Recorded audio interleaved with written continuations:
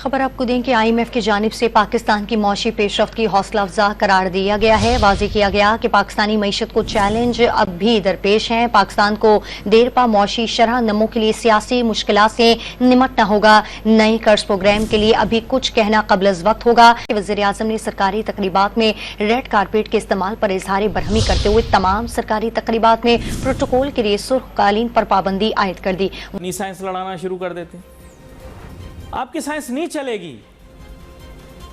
आप अपनी जो खुद साख्ता आपने माशी मॉडल बनाया हुआ ये नहीं चलेगा भाई। से गिरफ्तार कर लिया गया। हिना सानी नामी एयर होस्टेस से मुबैना तौर पर गैर कानूनी पासपोर्ट भी बरामद हुए। एयर होस्टेस को पहले भी ममनुआ अशिया कनाडा लाने पर वार्निंग दी गई थी। PIA की एयर होस्टेस हिना सानी को टोरंटो एयरपोर्ट से गिरफ्तार कर लिया गया।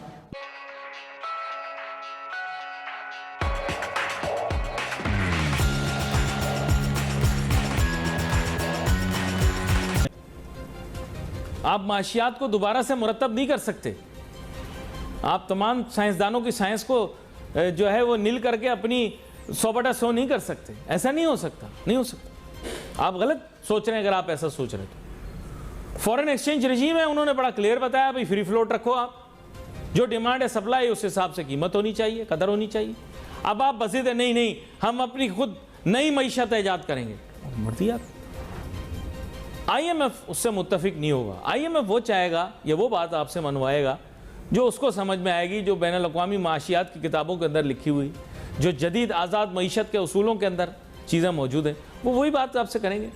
वो आपकी जो खुद साख्ता आप मईशत बनाना चाह रहे हैं, हम ऐसे हैं, मैं वैसे हैं, फलां हैं, जैसे फिल्मी गाना आया था मैं ऐसा क्यों हूँ, मैं ऐसा क्यों हूँ, तो वो आप ऐसे क्यों हैं इस मामले को हल करने के लिए अपना वक्त ज़ाया नहीं करेंगे कि आप ऐसे क्यों हैं, आप ऐसे होगा। और उसमें डेफिनेटली कुछ टफ डिसीजंस होंगे और उसमें टैक्सेस में रद्द-बदल होगा। और मुझे लगता है कि टैक्सेस में शुरुआत हो जाएंगी। ये अच्छी खबर होगी कि शुरुआत होंगी रिटेल होलसेल ट्रेड उन पे, और कुछ प्रॉपर्टी पे, कुछ जो है प्रोफेशनल्स पे, इस तरह के टैक्सेस जो है ऐसा लगना शुरू होंगे। और फॉर्मल सेक्टर पे बहुत ज़्यादा टैक्सेस की भरमार शायद ना हो इस बार, और वो जो है पूरा किया जाए जहाँ से टैक्सेस नहीं आ रहे। जैसे मैंने सेक्टर्स का जो है एग्रीकल्चर हो गया, जैसे मैंने इनका बताया। और दूसरा ये कि जो गैस की प्राइसेस है वो डेफिनेटली बढ़ेंगी मजीद, और उसका इम्पैक्ट ज़्यादातर जो है इंडस्ट्रीज को होता है।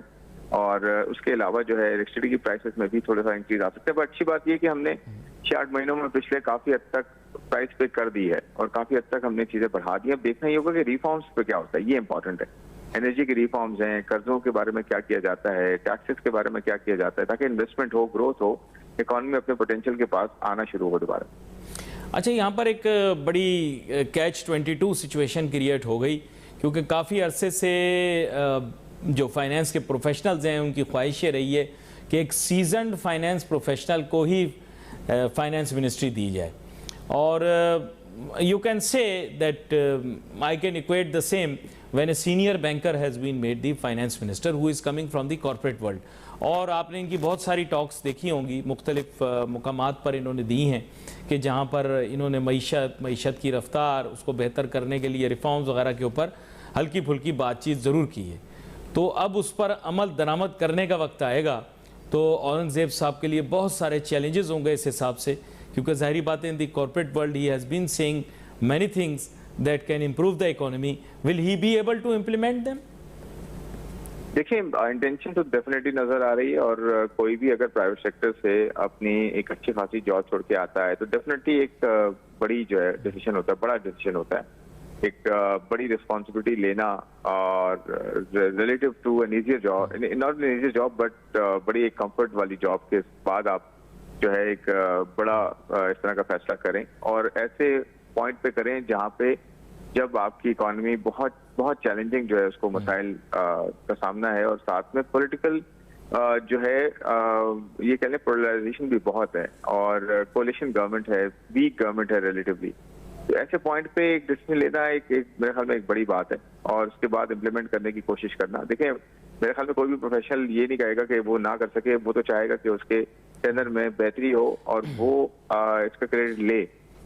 लेकिन बात यही है कि जो पॉलिटिकल विल है वो हमें उसको पुश करना चाहिए कि पॉलिटिकल विल हो, ताकि कोई भी प्रोफेशनल आए तो अपना बेस्ट दे, तो उसका एक इम्पैक्ट भी हो, उसका एक रिजल्ट भी नजर आए। तो हाल में एक बैकिंग सिस्टम की बैकिंग बहुत जरूरी है, स्टेक होल्डर्स की बैकिंग बहुत जरूरी है, अदरवाइज मुश्किल हो जाता है डेफिनेटली। चैलेंजेस हैं आईएमएफ से एक इनिशियल ये डील तो हो गई जो कि थर्ड इंस्टॉलमेंट की थी, अनकरीब वो अमाउंट भी पाकिस्तान को मिल जाएगा। इसके बाद अभी पाकिस्तान की इकोनॉमी के लिए आप वो कौन कौन से ऐसे इकदाम देख रहे हैं जो कि औरंगजेब साहब को अभी उठाने हैं, प्राइवेटाइजेशन की तरफ जाना है और दीगर मामलात जो कि उनके लिए मुस्तकबिल में मुश्किल हो सकते हैं? जी, आपने बिल्कुल सही कहा कि जब मोहम्मद औरंगजेब ने टेक ओवर किया था एज फाइनेंस मिनिस्टर, उन्होंने बोला था कि उनके दो मेन जो ऑब्जेक्टिव्स हैं वो ये है कि एक तो पहले पिछला आईएमएफ का प्रोग्राम की आखिरी ट्रांच ले ले, जो उन्होंने ले ली, और दूसरा ये कि आईएमएफ के अगले प्रोग्राम से भी हमें एंटर हो जाए और एक लॉन्गर टर्म आईएमएफ प्रोग्राम में जा सके। तो सबसे बड़ा जो इकोनॉमी का चैलेंज जो फेस कर रहे हैं वो वही है कि हमने अभी भी इंटरेस्ट पेमेंट करनी है और हमारा जो डेट है वो ड्यू है, तो उसके लिए पेमेंट के लिए हमें आईएमएफ का प्रोग्राम चाहिए। तो कल उन्होंने अनाउंस किया कि अप्रैल में मुज़ाकरात शुरू हो जाएंगे और by June he is expecting कि हम आईएमएफ का अगला प्रोग्राम भी ले लेंगे। उस प्रोग्राम को मीट करने के लिए जो शराइत है उसके लिए उन्होंने टैक्स भी बढ़ाना होगा, उनको एसओई की प्राइवेटाइजेशन में भी काम करना होगा, सर्कुलर डेट का इशू सॉल्व करना होगा। तो ये तीन चैलेंजेस उनको सॉल्व करने होंगे आईएमएफ के प्रोग्राम को अनलॉक करने के लिए। और उसके साथ साथ जो बड़ा मसला है हमारा महंगाई का, उससे डील करना होगा। साथ साथ हमारे इंटरेस्ट रेट को नीचे लेके आना पड़ेगा। जब तक इंटरेस्ट रेट नीचे नहीं आते, जब तक इकोनॉमी में ग्रोथ नहीं आएगी। सही। और इफा साहब, ये ज़ाहिर सर्कुलर डेट को काबू करने के लिए मुस्तकिल हम एनर्जी टैरिफ को बढ़ता हुआ देख रहे हैं, ये रुक नहीं रहा किसी भी जगह पर जाकर। तो अगर हम रीजन के दूसरे ममालिक से या दुनिया के दीगर ममालिक से कंपेयर करें तो गैस की जो इस वक्त पाकिस्तान में कीमत है, क्या दीगर ममालिक के मुकाबले में कम है, कॉम्पिटिटिव है या ज़्यादा है? थोड़ी सी ज़रा इस पर भी रोशनी डालिएगा। जी, आपने सही बोला कि ये कैश 22 है कि हम जब रेट्स बढ़ाते हैं एनर्जी के, गैस के, पेट्रोल के, तो उसकी वजह से थेफ्ट और ज्यादा बढ़ जाती है, तो सर्कुलर डेट का मसला और बड़ा हो जाता है। तो इसीलिए इसको सर्कुलर डेट कहते हैं कि सर्कुलर प्रॉब्लम है। इसका सोल्यूशन जो आसान सोल्यूशन था वो वही है कि अगर हम ईरान से जो गैस पाइपलाइन की बात से सस्ते कीमत पे गैस ले लें तो उससे वो हमारे प्रॉब्लम बड़ी जल्दी सॉल्व हो सकते थे। मगर कल यही खबर आई है कि यूएस ने उस पर अप्रूवल नहीं दी और अपने खदशात का ही जाहिर किया है कि उन्होंने यही कहा है कि अगर आप ईरान से गैस लेते हैं तो आपको सैंक्शन लग सकती है। So that's a problem which we have. उसके अलावा जो लॉन्गर टर्म सोल्यूशन है वो यही है कि हम डिस्ट्रीब्यूशन में जो लॉसेज है उसको इम्प्रूव करें, तो डिस्ट्रीब्यूशन में इन्वेस्टमेंट की जरूरत है, थेफ्ट को कम करें और चीपर सोर्सेज ऑफ एनर्जी की तरफ जाएं, हाइडल पावर की तरफ जाएं। मगर all of though the long term solution, there is no, unfortunately there is no short term fix for the circular debt and energy problem. सही।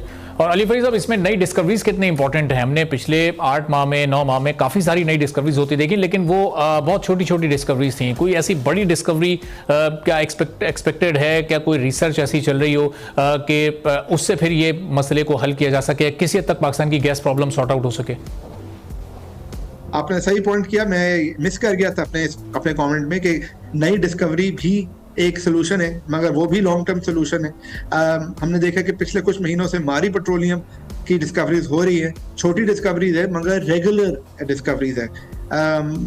OGDC की आज एक डिस्कवरी की खबर आई थी, मगर डिस्कवरी करने के लिए आपको इन्वेस्टमेंट करनी पड़ती है और पिछले कुछ सालों से इस सर्कुलर डेट की वजह से ही जो हमारी दो major oil and gas companies है उन्होंने ज़्यादा इन्वेस्टमेंट नहीं की इन फाइंडिंग न्यू रिजर्व्स। तो मगर Mari petroleum is one company which has been doing it. This is also long term fix. Short term में तो जैकपॉट ही लग सकता है, मगर लॉन्ग टर्म इसमें this is one of the ways of solving the